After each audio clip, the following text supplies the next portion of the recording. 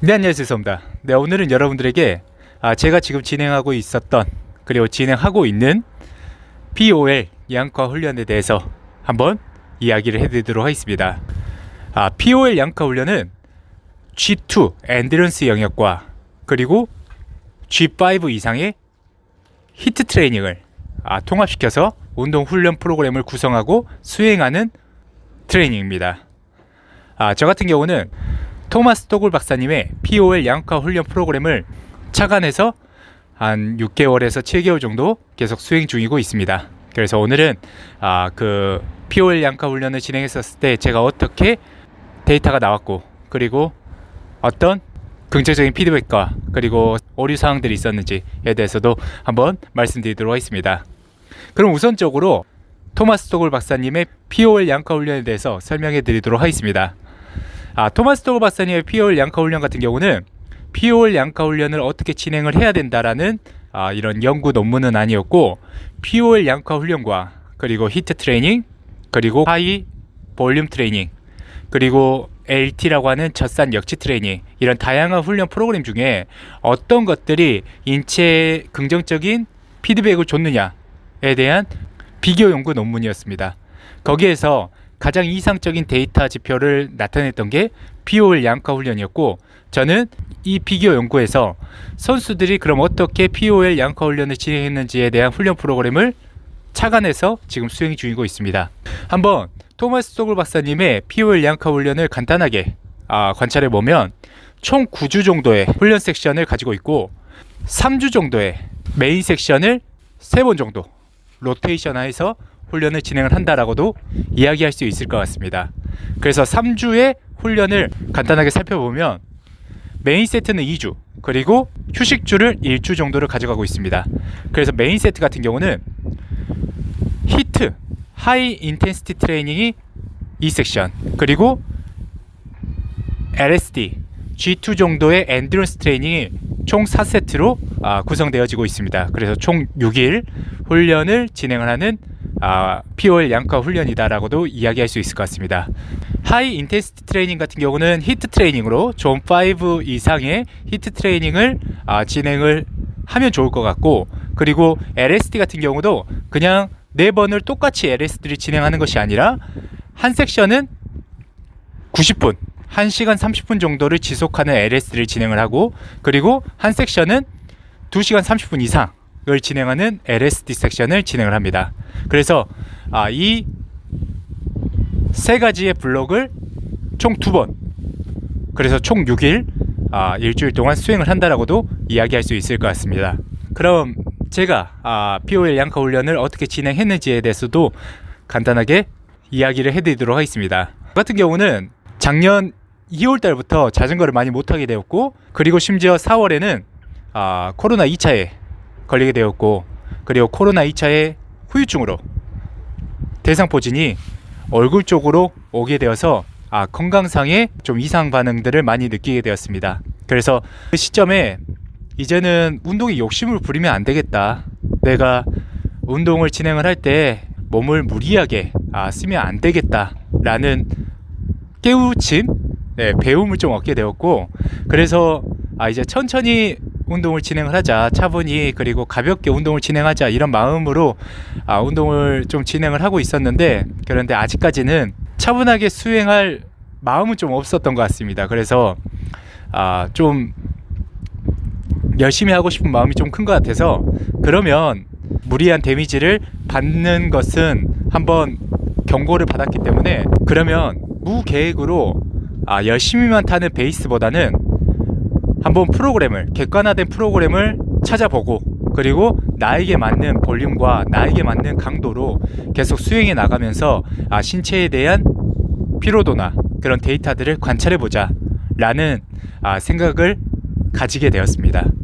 그래서 이렇게 찾아본 결과 토마스 토글 박사님의 POL 양과 훈련을 알게 되었고, 지금 그 POL 양과 훈련을 지금까지도 계속 수행 중이고 있습니다. 훈련 초기에서는 바로 POL 양과 훈련을 진행하진 않았고, 한 달에서 한 달 반 정도는 G2 그리고 G3 지속주 훈련을 많이 진행을 했습니다. 좀 폼이 떨어진 기초 체력을 올리기 위해서 노력을 많이 했었고, 그렇게 어느 정도 기초 체력이 올라왔고 퍼포먼스가 올라와져 있는 상태에서 POL 양과 훈련을 본격적으로 진행을 했던 것 같습니다.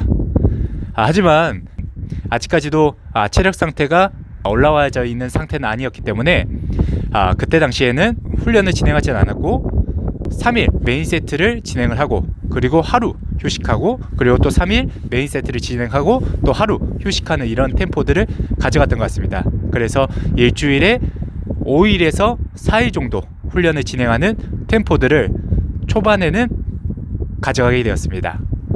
그렇게 어느 정도 기초 체력이 증가하고 난 상태에서는 총 5일에서 6일 정도 훈련 적응을 진행하게 되었고, 그리고 지금 현 상태에서는 훈련 프로그램대로 계속 진행을 하기 위해서 노력을 하고 있는 중입니다. 그럼 간단하게 POL 양카 훈련을 지금 7개월 동안 진행한 적응 데이터들을 한번 관찰해 보면 좋을 것 같습니다.